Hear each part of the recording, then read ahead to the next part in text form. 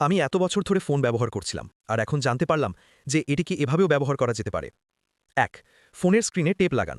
Blade দিয়ে এটিকে মসৃণ করুন। স্ক্রিনে তৈরি বুদবুদগুলো ফাটিয়ে দিন। কিনারাগুলো কেটে ট্রিম দিন। এখন আর স্ক্রিন প্রোটেক্টর কেনার দরকার নেই। ২. ফোন কভারে দাগ দিন। সেই দাগগুলোর ওপর পুড়িয়ে ছোট ছোট ছিদ্র তৈরি করুন। জিপটাই দিয়ে বেঁধে দিন।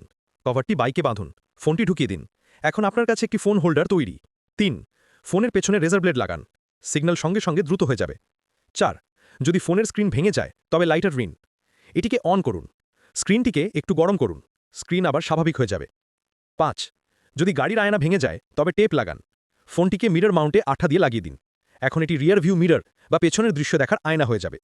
৬. বোতলের ঢাকনাযুক্ত অংশটি কাঁচি দিয়ে কেটে নিন। এটিকে ফোন কভারের ওপর আঠা দিয়ে লাগিয়ে দিন। ভেতরে অ্যান্টি ফ্রিজ ভরে দিন। ক্যাপটি আবার বন্ধ করে দিন। এখন ফোন আর ওভারহিট হবে না। ৭. যখন ফোনের আওয়াজ কমে যায় তার কারণ হলো স্পিকারের ছিদ্রটি জ্যাম হয়ে গেছে।